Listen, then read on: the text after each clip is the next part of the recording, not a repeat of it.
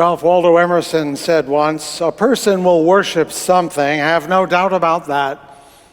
We may think our tribute is paid in secret in the dark recesses of the hearts, but it will out. That which dominates our imagination and our thoughts will determine our lives and character. Therefore, it behooves us to be careful what we worship. For what we are worshiping, we are becoming."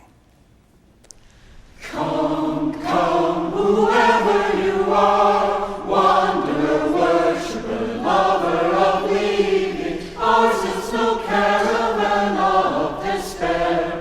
Come, yet again come. Come, come, whoever you are, wanderer, worshiper, lover of leaving, ours is no caravan of despair.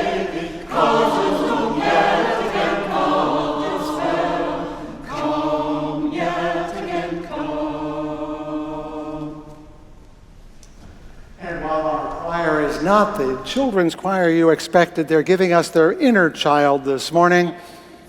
And I hope that you will invoke your inner child as well as we rise to sing our first hymn of the morning. This is the other Easter hymn, and it seems the Sunday after Easter is still close enough to have a good time with it. We shall sing, "Lo, the earth awakes again." Raise a voice and a spirit as we worship together. Good morning. And welcome to Fountain Street Church.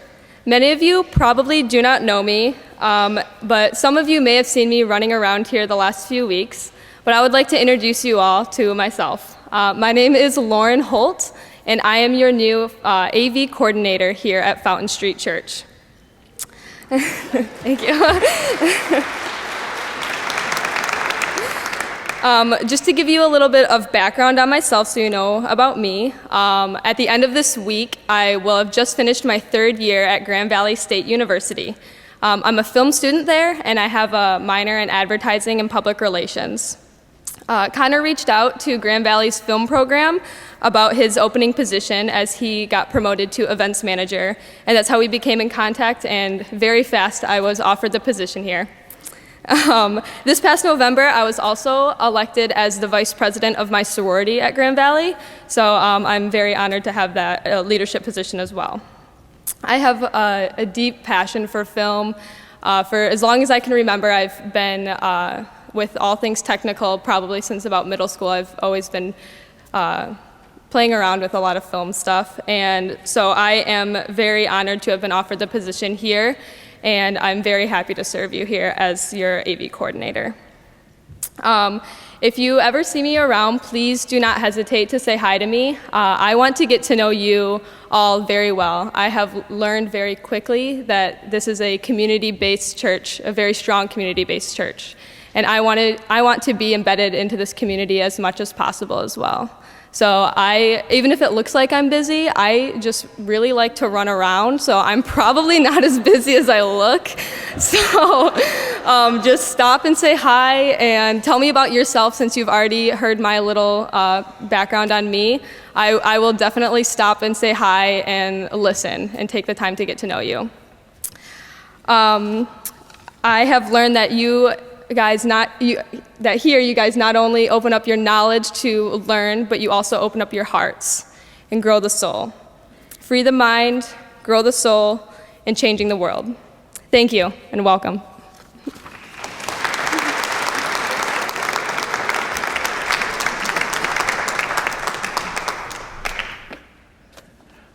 I can't exactly tell if having such young people in leadership makes me feel younger or older, but it sure feels like it's the right thing to do.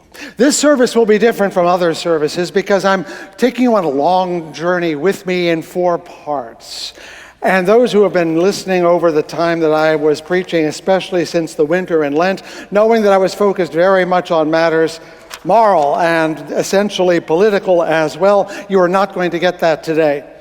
I have no doubt there will be other occasions, far too many other occasions when those comments will be necessary, but today is about spiritual life and learning. And so we start, and those words you will make more sense of as we get further into the program, but each time you see one of those, you'll see me. So let's get our slideshow on the way. Take a good look there.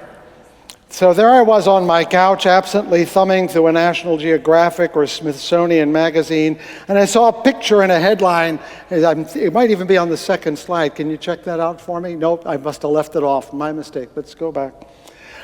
Picture on a headline that said, "Walk 84 miles along almost 2,000 years of history." That's Hadrian's Wall, the northernmost border of the Roman Empire, along a narrow neck that separates Roman Britain from the barbarian Scots. Just ask the English today and they'll tell you the same thing is still true. Sure, I knew the Romans were in Britain, we all learned that, but this was something big and real, and before I got to the end, I knew I wanted to go. That was October of 2009. Now look at the date up there, 2012. It took 3 years for me to get it all worked out. And I made it as a sabbatical journey of about 3 weeks. You know, clergy, they often get sabbaticals. My colleague over here at Westminster, Chandler Stokes, just had one that lasted 5 months long. And my colleague, Colleen Squires, will be having 3 months in January. But we're not good at, you always say we're not used to them. So I managed to persuade them to give me 3 weeks to go on a sabbatical walk. And the idea for that whole notion is to refresh yourself spiritually. Take a deep breath for a change. And lots of clergy, they go on retreats, they spend time in monasteries, they meditate, they do research, they write. What I wanted to be was alone. And 7 days walking across England seemed like heaven to me. So there I was, and you can see me looking out there over the ruined abbey of the Priory of Tynemouth. That's the North Sea over there. That's an abbey that was on the edge for years and years. If you look far enough, and you can't, but if you could see around the edge of the world there, you'd be in Denmark. That gives you a sense of where the north latitude is. And I mention that only because my ancestral DNA is well populated with Danes, not because I have Danish ancestors, but because I have Viking ancestors who took over England. And for all I knew, as I stood there looking out over the sea, one of my ancestors was looking back at me in a longboat 1,000 years ago. The next morning, I took a short train ride to the town, yes, the town of Wall's End. It's really called Wall's End, and stood there where you see that picture, where there is a ruined Roman garrison that marks the eastern end of the wall. And inside I got a little booklet for putting stamps in as I went, and I was off. So let's move on, shall we? There you can see the map. Way over on the right is Tynemouth, or actually Wall's End, and I'm going all the way over to the left. Let me make sure I get it all right. Now, the first part of my day, you can see down on the lower left, is the city of Newcastle upon Tyne. You ever heard the phrase, taking coals to Newcastle? That's the city. And the coals refer to the coal mining industry from the north that would ship its coal out of there. Doesn't look like that now. But in fact, as I walked along the river there, I could see the leavings of the coal because the river is quite polluted in places. But that marvelous building on the left is an old flour mill and storage area. It's now a contemporary art exhibit. And to my lovely surprise, it had an installation, a sound installation. A sound installation of a piece of music I have loved for 30 years called Spem in Alium, a piece of medieval music for 40 solo voices. And around the room were placed 40 speakers, each one recording a single voice. And if you stood in the middle, you could hear the sound coming at you, one voice at a time. I stayed there for 2 hours. It was so magnificent. When I finally broke myself free, I went down to the riverside and had lunch underneath that bridge you see there, and followed the river a little further on until I got to a place where the path left the river and went into the woods. Does that look like it should be England no matter where you are? It's the perfect English picture. No wall is here yet because the wall has been demolished over time, but pieces of it will turn up. But I was following its invisible path even as I saw its remains later. Now, in all honesty, we should go on to the next slide. I cannot summarize 6 days in 5 minutes, but these pictures tell you a few things. One is that after the first day, much of the path was through pastures full of cows, and what cows leave behind. Only on the first and the last day did I literally not step in it. Another thing to note is that even when there is a path, it's always shared, and sometimes with sheep. That's what you see in the middle there. And so you have to wait until the sheep get out of the way you have to let the cows get out of the way. One of the things you learn is that you may be on the path, but you don't have it to yourself. Rain fell many times, and the landscape was a mix of stones and moss, of bogs and fields and hills and ponds. And of course, all the rain made the stones slippery and the land muddy, and my hands often grew cold and numb. And more than once, I climbed a set of stone stairs on all fours. They were so steep. And when I went down one step at a time, slipping on each stone as I went, fearful both of getting filthy and of breaking an ankle. And each night I arrived wet and filthy at some bed and breakfast where I could peel off my clothes and wash the manure from my pants with soap and elbow grease and soak in a hot shower and ate a lusty meal of some excellence somewhere and downed a pint or maybe two of excellent ale. On the second to last night, I was in Carlisle, and after 6 days of walking, my feet hurt a lot on that day when I went to dinner. I had walked 20 miles that day, but by the next morning, I was up and ready and eager for the last day, at which point we're going to see the next slide. I want you to see that slide on the left. That's what you go to see, that landscape. And that is, in fact, the wall that's been built and rebuilt over 2,000 years. But by the day I'm talking about, you can see that signpost there. I was walking on the roadside. You have to remember to walk on the right in England. Otherwise, you will find yourself wondering why the cars are coming at you in the wrong direction. But at some point, it began to rain. And rain becomes something I will discover over and over again. Along the way in the rain, I found the monument to Edward Longshanks, who died on a beach waiting to invade Scotland. I had to cross the flats between the towns of Longburg and Drumburg before the tides came in, because once the tide came in, you'd have to wait for 12 hours. I walked quite fast. Once across, the rain came, and it came out of the west, wild and filled with the Irish Sea, and whipped against me so hard that my pants began to suds from the soap that never got rinsed out of them. I was a walking foam. And eventually I made it to that little lean-to you see me standing in, wearing that same jacket you can see there up on the chancel table, as wet as a person can get. I discovered something on that trip and have rediscovered again. Once you've been in the rain for 20 minutes, you're not going to get any wetter. And you discover you can continue to walk even when you're wet. And so I had my knapsack and my raincoat and my walking stick pressed on until I reached the end, that little lean-to you see right there, a shelter on the beach where I made the last stamp in my very wet little booklet and took this fuzzy self-portrait. And here is where I stood on the western edge of a wall of a fort that no longer existed but only could be named in memory. I discovered something. I was drenched, exhausted, sore, and exhilarated. 6 days of solitude on the land and done exactly what I wanted. Each day was about one thing to get from here to there. I love a to-do list with one thing on it. Each day was feeling the land with my feet, even when it hurt. Each day was hearing the wind and hearing the birds, sensing the vaster scale of life that is not human, does not care about us at all. I felt at last what Wendell Berry so famously calls the peace of wild things. Here I will pause and invite the choir to sing for you. We'll be back in just a minute.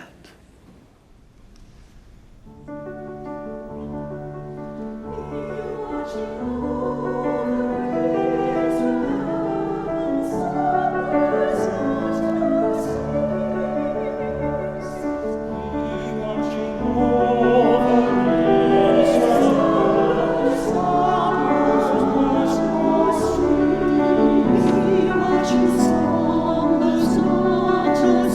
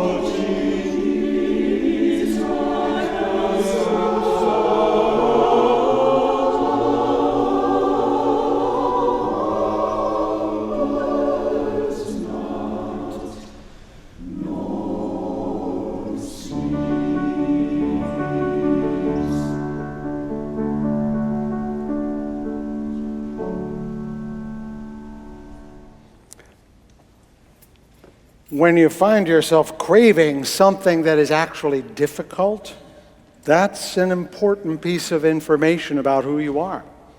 The monasteries, retreats, spiritual directions, seminars, all those things that my brother and sister clergy do did not speak to me at all. But Whitman did, Walt Whitman. Afoot and light-hearted, I take to the open road. The earth, that is sufficient. I do not want the constellations to come any nearer. I know they are very well where they are. I know they suffice for those who belong to them. Still, here I carry my old delicious burdens. I carry them, men and women. I carry them with me wherever I go. I swear it is impossible for me to get rid of them. I am filled with them, and I will fill them in return. That spoke to me. Barely back in Michigan, my mind already imagines a new adventure. Paula Doyle, among others, told me that she had gone on the full Camino de Santiago. It starts in the Pyrenees. Actually, technically, it starts in Paris, but most people start at the French-Spanish border. That's a true pilgrimage, 400 miles, weeks and weeks. I do not have weeks. She told me that you sleep in dormitories with other people. I do not sleep in dormitories with other people. It turns out, though, there is a shorter, very legitimate path called the Camino Inglés. It's so named because the pilgrims who came from the British Isles would take a boat to the city of Ferrol, up there in the corner. That's the place where the Spanish Armada left to get destroyed by the British later. It's also the birthplace of Francisco Franco, so it's a very nicely appointed town. It's by the sea. And so I took myself there. In September of 2013 after working on it for some months. I arrive at night in a city that smells like the sea, which is a good sign. And like my first time in England, I go from the official beginning stone you can see there in the middle. And I start by going up and around the inlet that surrounds the harbor, and then into the hills. You can see what it's like with that wonderful little church there. It was a Sunday morning I walked and began. Let's go on to the next slide. The last day, though, I should point out, because it is a lesser trail, fewer people follow it. Because it is fall, there are fewer yet. In England, I saw several people, sometimes several days in a row. We'd even show up in the same lodgings, but I was completely by myself for days. And of course, when I do see people walking through villages, they're speaking Spanish. And once I got past Buenos Dias, I was pretty much spent.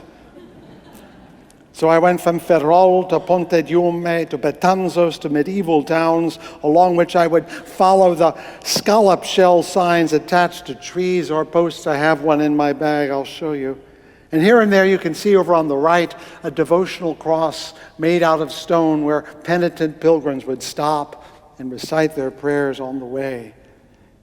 Trails were wet and dripping several days. More rain than I had in England. In fact, it rained every day but the first and the last I was there.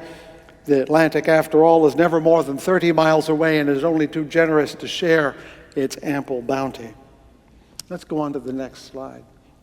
My last day began with the fog. You can see it there in the middle, and it lingered long into the morning. The fields were almost invisible, and so my eyes were drawn to small things. There on the left, you might make out a spider web. I found spider webs everywhere, and sometimes spiders sitting in the middle of them waiting for foolish visitors. I saw fewer cows, but more horses, and cats that loved to sleep near corn cribs, and seagulls that would be heard above the fog, waiting for it to lift so they could settle down. And just as the clouds began to rise, I entered the outskirts of the city of Santiago. I stopped for a snack at a bakery. I got something called an empanadilla atún. It's basically a tuna pasty, and it tasted fantastic. And soon after I was chewing on that, I saw the cathedral rising above the old city, a place there on the old town. And as I got closer, the streets became filled with people who looked a lot more like me in their scruffy clothes and their walking sticks and their backpacks.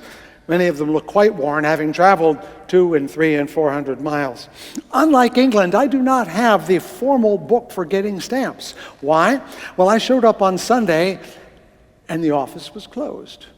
It's called a credencial. And if one is a true pilgrim, you stop at various places along the way. They put a stamp in your booklet so that when you get to Santiago, you can go to an office and they will give you a certificate you have actually done it. It's called a compostela. And they come in two varieties, Catholic and unbeliever. You get, well, that's what it comes down to. You get credit for going, if not, you get credit for your earthly work, if not for your heavenly outcomes. And this is part of what was interesting to me, because I got there and I went to the cathedral, which you can see there, and it's customary for pilgrims of any kind to go up to the altar and wrap your arms around the bust of Santiago behind the altar, and then go down and see his bones, and then to try to touch a column which is now walled off so you can't touch it, but you can see all the fingerprints on it from hundreds of years. And I sat there in the pews and looked at this phenomenal cathedral, the largest one in Spain, I believe, including what is the largest thurible that is in Christendom. You know what a thurible is? It's the thing that burns incense. And you can remember seeing them if you've been to Mass. Little thing, it swings from a chain and gives off smoke and smells. Well, in the cathedral there, it hangs from the ceiling, and it weighs 160 pounds. And swings back and forth like a Foucault's pendulum, giving out clouds of smoke. It was quite an experience. And yet, as grand as it was, as I got close to the square, I had the sudden urge to turn around and go back the other way. Not to repel the city of Santiago, but I understood that what I loved was not the city, but the path. The solitude of the country, even the soaking rain seemed to me more sacred and true than this essentially a theme park for the holy. And I don't mean to disparage it. For the pious, it's very important, but I'm not pious. And what's more, I could tell it had been created to attract people in business. That's why it exists, you know. It's a business endeavor for the city of Santiago, and it works. And it's been working for hundreds of years. It's not so much false, but unreal. At least to me. And so while I appreciated the beauty of the cathedral, the grandeur of the city, it didn't feel like the place I needed to be. Whitman says, "Now I re-examine philosophies and religions. They may prove well in lecture rooms, yet none prove at all under the spacious clouds and along the landscape and flowing currents." Yes, yes, that is the pilgrim destination, not to arrive, but to go. And that leads me to a question. What is spirituality? You know, I've been hearing this word that we need more spirituality since the mid-'80s, when I followed a preacher in another church who had played the guitar and made wonderful noises about spirituality, and I was suddenly talking about the same old stuff. And I still have no really good, clear answer. But what I think must be part of the answer to this notion of spirituality is we don't feel like we're entirely whole. We spend most of our lives being part of ourselves. I come here to work. I go home to rest. We are spouse, we are neighbor, we are friend, we are citizen, and never all at once. Always just a little bit of one or the other. Never whole. Modern life makes us do this, of course. It divides us into the time we are shopping and the time we are house cleaning and the time we are couch potatoes and the time we are earning. Even here, you are worshipers doing your worship person self. In an hour, you will be back to some other section of your life.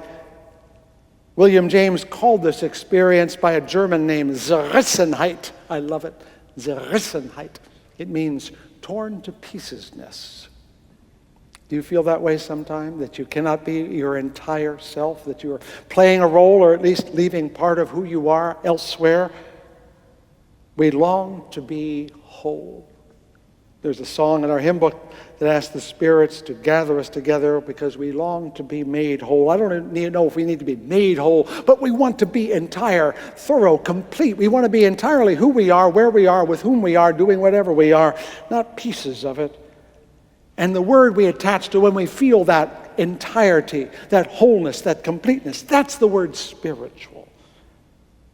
And we all know where we get it. For me, I have discovered it happens when I am afoot and alone, reduced to the terms of foot and path and pace and place. And that will have to do. Would you mind sharing the responsive reading with me now? Because it's Wendell Berry's thoughts on some of this very thing. I may need a little more light just so people can read. If you could do it, I suppose it would be a good idea to live your life in a straight line, starting, say, in the dark wood of error and proceeding by logical steps through hell and purgatory and into heaven. Or you could take the King's Highway, past the broken, dangers, toils, and snares, and finally cross the river of death and enter the celestial city. But that is not the way I have done it so far. I am a pilgrim. But my pilgrimage has been wandering and unmarked. Often what has looked like a straight line to me has been a circling or a doubling back. I have been in the dark wood of error any number of times. I have known something of hell, purgatory, and heaven, but not always in that order. The names of many snares and dangers have been made known, but seen only in looking back, often not known until already there. I have had my share of desires and goals, but my life has come to me, or I have gone to it, mainly by way of mistakes and surprises. I am an ignorant pilgrim crossing a dark valley. And yet, looking back, unable to shake off the feeling that I have been led, make of that what you will. Those words I found this week, and they seem to get right inside me. And I think whether or not you follow the path that I do literally, I think we all follow that path spiritually, don't we? We don't know where we are or where we're going. We think we do and then discover ourselves someplace else entirely. We happen upon our lives. What do they say? Life is what happens while you're making other plans. But that doesn't mean you shouldn't make plans. Just don't expect for them to pan out the way you expect.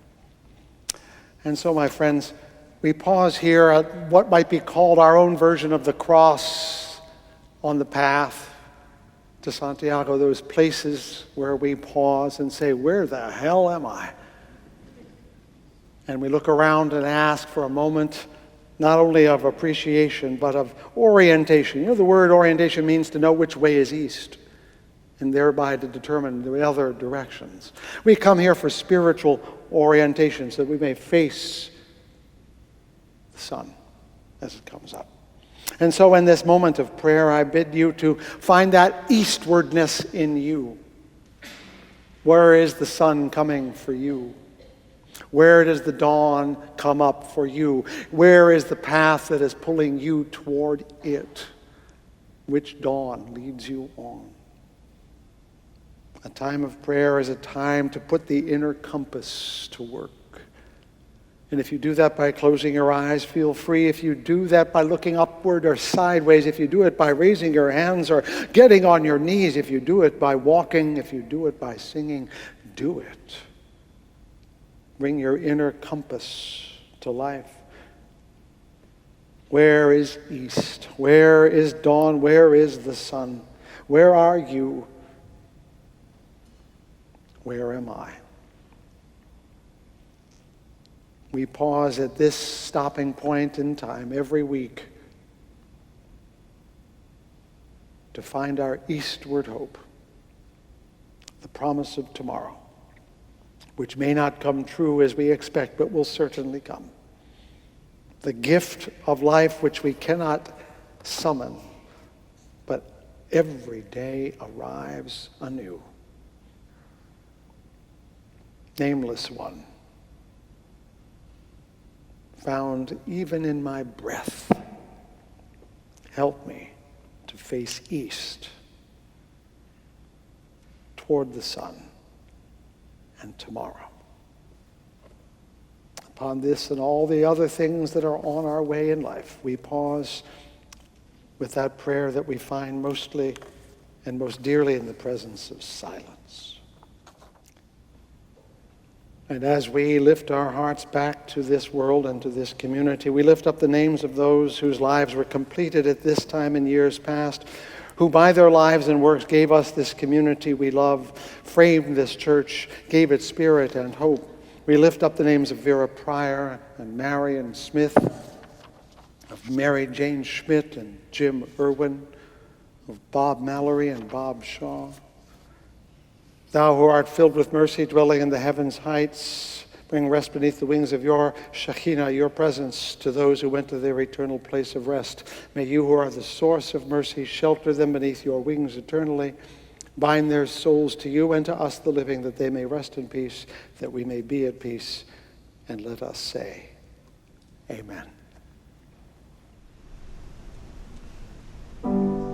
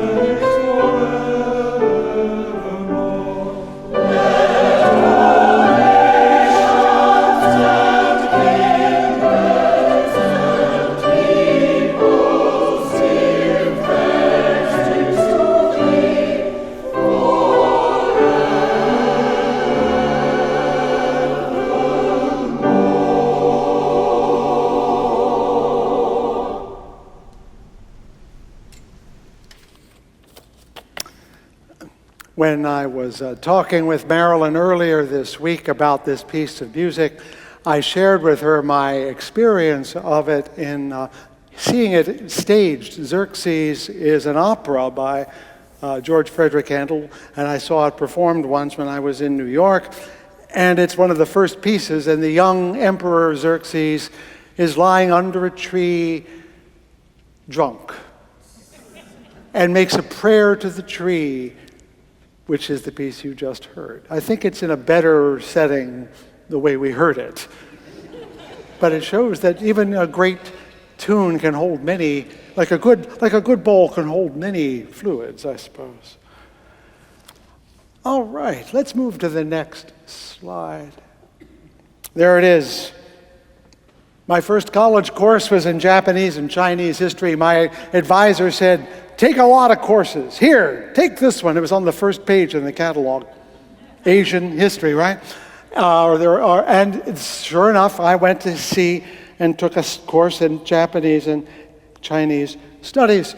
And it included literature from that culture, including that book you see on the right, Matsuo Basho's The Narrow Road to the Deep North, and other travel sketches. That's the exact cover of the one I owned. And I ended up reading that book many times over my years, many times. And when I learned about another pilgrimage path, the Kumano Kodo, a place where Japanese Buddhists and Shintos would go to purify themselves, going across what is called the Kiihanto, the Ki Peninsula, I knew it was time to go again. And so in the spring of 2014, I had my chance and found myself in the woods of Japan one afternoon for a 70-kilometer, 5-day walk. Now, 70 kilometers is not all that much, it seems like, but it's a whole lot of up and it's a whole lot of down. I did the ritual cleansing at a shrine called Takejirioji and began climbing those rock steps right there, which I would climb for 5 days, or go down the other side. I passed tiny little shrines called Jizos. Jizos are built in honor of dead children, hoping that a bodhisattva will take care of them and keep them from falling into snares. Now, we should move, and you can see the route that I took. It started there on the far left. You can see Takahara, where I spent a night, Takejirioji, and goes around the bend all the way down to what is called the Nakisan, the tallest waterfall in Japan. So let's go to the next slide so you can get a sample of that. That's the path. Yes, there are giant boulders on the way and trees knocked down by things called typhoons, and they don't move them. And yet there are also those scenes you see in the upper left of clouds living in valleys over which one can look.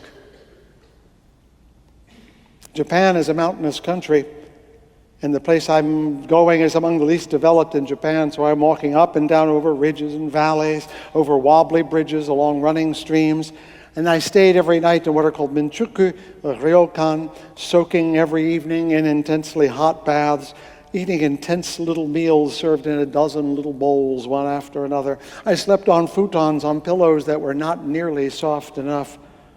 My senses were awash in new experiences, and the last day included a long climb of 2 kilometers, at the top of which, there's the 2-kilometer part, see it in the middle?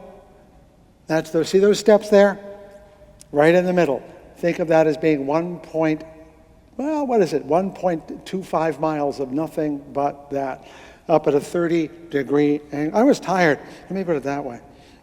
And eventually I reached Naki-san, the waterfall I talked to you. It's behind the pagoda you're seeing, and you can see I look a little, shall we say, soggy because it was raining a lot. In fact, when I was on that trail, and I'm going to come down out of here for a while, I had my stick with me, you see, which I purchased for England, and it went with me to Spain. And then in Japan, as I'm going down the steps, one at a time, they're wet because it's raining, and the stick slips, and so do I, and I go sliding, bumping my backside on stone steps down, and I said, this is not good. That happened very fast in my mind, so I jammed the stick into a place to stop me, which it did, but it bent the walking stick. And then I had to figure out how to bend it back before I could go on. And I discovered if I put it back in the same crook and prayed, I could bend it back the other way. And so there's now a scar on my stick from Japan. Yeah.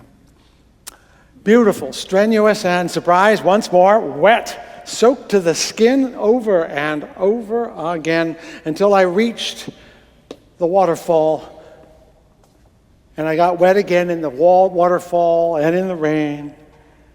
And then finally I had to walk down a long flight of gentler stone steps through a bower of redwoods.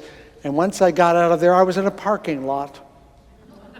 And in the parking lot were all the buses that I could take. And suddenly I was back in modern Japan. And then a few days later, I was back in Tokyo. And that book you saw before was at the bottom of my backpack, that same backpack there. And I reached down, and remember, it's been raining, the book I had since college. And it fell apart in my hands. And I realized that it was time to give it back to Japan. The last hotel I stayed in for one night was less than a mile from the site of Matsuo Basho's house. And so I left the fragments of book on the little desk, telling myself that it belonged here, even though I did not.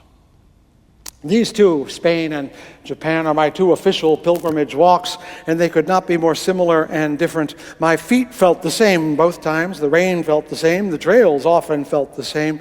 The hospitality was wonderful, despite differences of language and culture. But oddly, Spain felt like a distance you had to cover to get to the end. It was a trial to see if you were worthy of getting your indulgence, very much like the Christian notion of pilgrimage itself, suffering for your own good cause. Japan, though, at every stop, a shrine, at every shrine, a handful of water to cleanse your mouth, a ringing of a bell, the passage of a moment, felt more like a cleansing, as if the whole act was an act of purification, that your own perspiration was part of the bath of purity you were in. It was a way of tearing off the superficial for the real, the apparent for the actual. It was Buddhist. How can I explain it? It was Shinto. And I can't tell if the paths made it feel different or whether I just brought the difference with me. Who knows? But in the end, does it matter?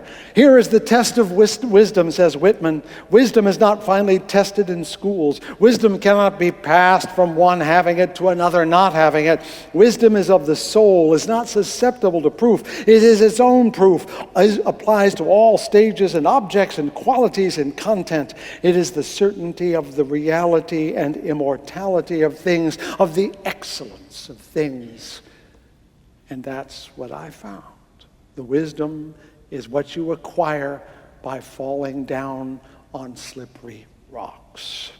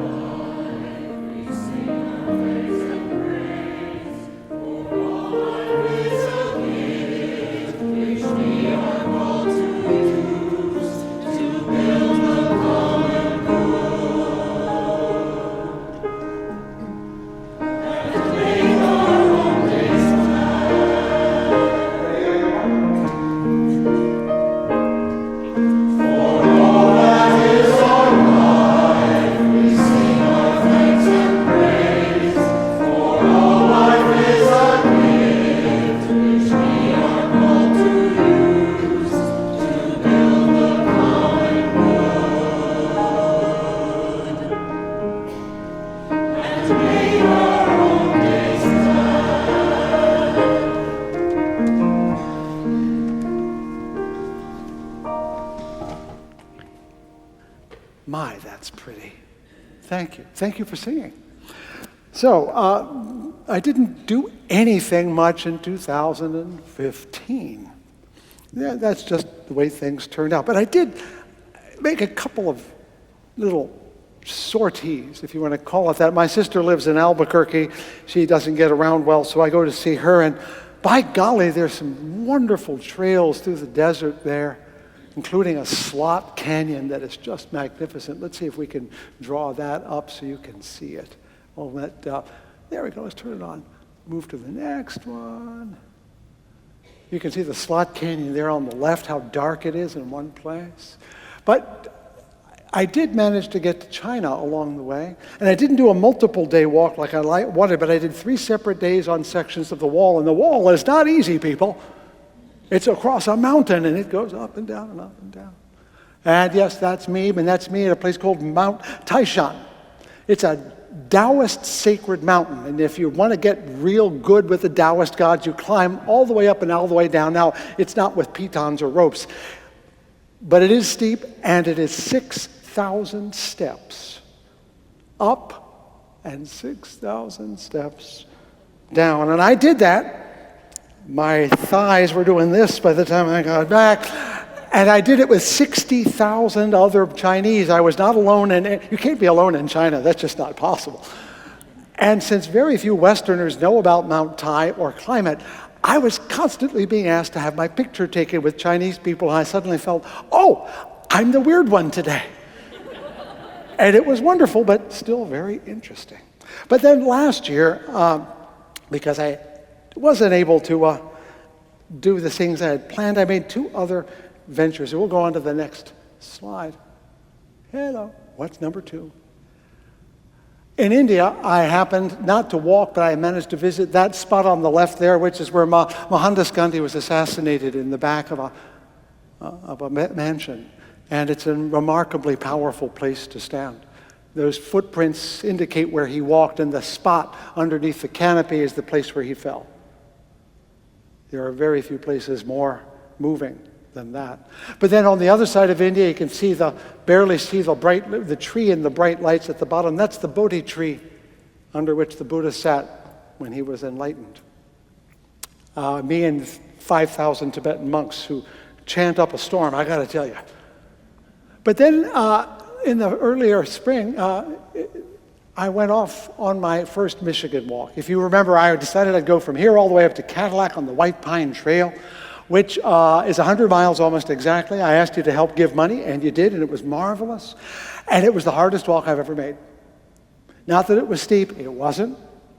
Not that it was arduous, it wasn't. It was just a lot of miles in a very short number of days. And I got my first set of blisters. I had never had a blister in England, Spain, Japan, India, China.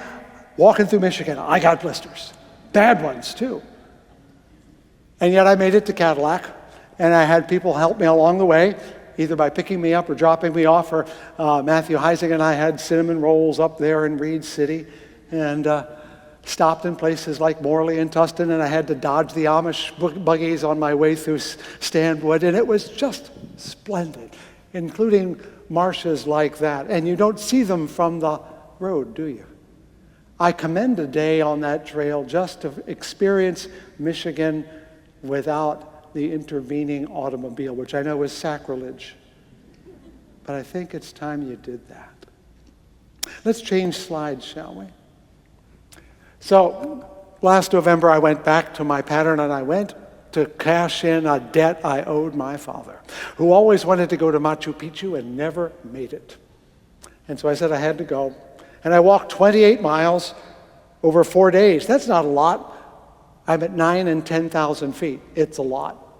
There was a hill we had to walk where literally every 20 steps I had to stop because my pulse was going at 180 because there's so little oxygen up there.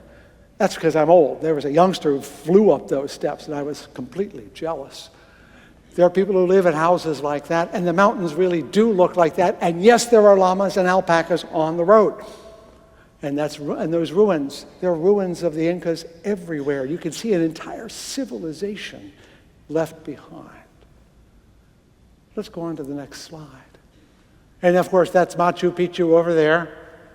And there I am in front of it to prove I was there. That's me in front of the real Machu Picchu. I'm not making this up, along with some of our walking buddies. Now, here's Mount Salcante, and I'm wearing a t-shirt that says Mount Salcante.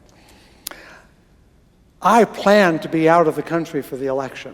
It was my mental health I was working on as well as my spiritual health. And because we were up in the mountains like that, there's not what you call a lot of cell coverage. But the day after the election, It was the last day, and we're up really high. And the leader of our group, we have to travel in groups, by the way, and you have to camp out, which is not my idea of a good time. But the last day, he said, let's get up early and go up and watch the sun come up over Mount Salcante, which is at 16,000 feet. And it was black. And the sun came up over from the east, which means it had to go all the way over Brazil before. And so slowly the sky goes from black to that deep cobalt blue, and you're not sure if it's black or not. And the snow, because it's white, picks up the light sooner and turns light faster. And as the sun is beginning to show its light, the mountain lights up like a neon light. It's fantastic. And the young woman in our party who was taking a picture says, "Oh, I have cell signal. Trump won." Now, you would think that would have spoiled everything. Maybe it was good for you, I'm not sure. It wasn't good for me. But I thought to myself, that mountain has been there for millions of years. 4 years from now, God willing. 8 years from now, God forbid, I can go back and Mount Salcante will still be there. I got a sense of perspective that no matter how bad we might feel, we are kind of trivial here. Now, one of the things that happens when you camp for 4 days is you don't get to see yourself in a mirror. This is not bad in general, but it also means any of us who shave cannot shave. So I was looking pretty scruffy when I got back to my hotel after 4 or 5 nights on the road. And I looked at myself in the mirror and said, "That's what you looked like this morning, isn't it?" And I decided I wanted to remember what I felt like when I saw the mountain and heard the news. So I've left a little stubble on my face ever since. So every morning when I look myself in the mirror, I think of the mountain, I think of the president, and remember which one matters most. That's me, just talking about me. You may have different opinions. That was last November, but my next trip is starting next Sunday after church. I'm going to go down to the airport. I'm getting on an airplane going back to England this time to take a long walk. This time my longest ever, 130 miles from the city of Winchester, the Saxon capital of England, all the way over to Canterbury, the place where Chaucer's pilgrims went, fictitious though they may be. And I got that idea one summer when Charlie Gallmeyer was going to be a summer speaker and he had to try out the microphone, and this is what he did. Come on. One that April with the surest sota, the durst of March hath pierced to the rota and bathed every vein in sweet liqueur, of which virtue engendered is the fleur. One Zephyrus eke with his sweet breath and spirit hat, and every halt and hath the tender croppers. And the youngest son hath in the ram his halve course runner. And smaller fowlers, mocking melodia that slepen all the nest with up in ear. So pricketh him nature and here courageous, than longing folk to gone on pilgrimages. And palmers, for the sake and strongest rounders, to fairna halways couth in sundry landes. And specially from every sheer's end of England to Canterbury they wend, the holy, blissful martyr for to sake that him hath holpen one that they were sake. I heard that and thought to myself, wouldn't it be great to actually do that? Not to say that, but to walk that distance. And so I began to think about why not do it? So let's change. There you can see way on the left, Winchester, site of the Round Table, supposedly. Great castle where Jane Austen is buried. And it goes ... over there to, you can see Canterbury on the far right, but a little bit before that, you might make out the city of Chatham and Rochester. And so I thought the pilgrims actually went from London all the way down. So I'm going to walk from Winchester to Rochester, take the train back to London, and then start over again in Southwark at a place called the George Inn. It's the oldest coaching inn left in London, built in the 1700s, next door to the Tabard, which is where the fictitious pilgrims went, and follow that path all the way through Dartford and Bexley Heath and Cobham and Rochester and Sittingbourne and Faversham to places like Red Hill and Seven Oaks and Westerham and Maidstone. All of them, 130 miles. It's going to take some time. While researching this passage here, I discovered that if you go on to Dover of the White Cliffs, you're actually on another path. There's one that starts in Canterbury and goes to Rome. There's a boat in between. It's called the Via Francigena, 1,400 miles. I have a goal. And so I'll put a deposit down on that by going from Canterbury to Dover before I head back to London. You know, when you find out what feeds you, you just got to do it. You don't have to do it every day. You don't have to do it all the time. But you need to do it. And pilgrimage feeds me. And that's important. But it also means that I've discovered that my being is I am a pilgrim. And that's the way I live in my life. And I took back and looked at it and said, I've realized that I've served 5 churches, lived in 8 states, 12 different homes. I thought about Augustine's Confessions, because in the very first page I discovered something about he and I that is very much the same. He has an opening prayer that ends, "You have made us for yourself, O Lord, and our heart is restless until it rests in you." Any of you have a restless heart? And so you go wandering. Maybe you go wandering theologically, maybe you go wandering politically, maybe you go wandering in other ways. You are pilgrims. I envy those who are at home. I really do. I have come to love the people who are at home in their skin, in their houses, in their families, in their cities, in their towns, who can sit upon the earth and know who they are because of where they are and what they are. I do not have that. I am myself when I move, step by step. And I thought for a long time this was a neurosis, a problem, a character flaw, and then I decided, no, I am not fleeing anything. I am taking in my whole home. Because every time I go somewhere, I can think, I could live here. Really. I was in Beijing and say, hey, it feels a lot like Chicago. Here, I could make this work. In Tokyo, I said, New York has nothing on this town. I can nail this one. Even in India, which is a boggling place, I found that the people were eating and drinking and sleeping pretty much like everybody else. And I realized that my country, my home, my place is every place. And until I've met everyone, I'm really not done. Until I've trod the continent. So I've got Africa waiting for me. And I've not, but I have to admit, Antarctica feels like it may have to wait for another lifetime. But here's the deal.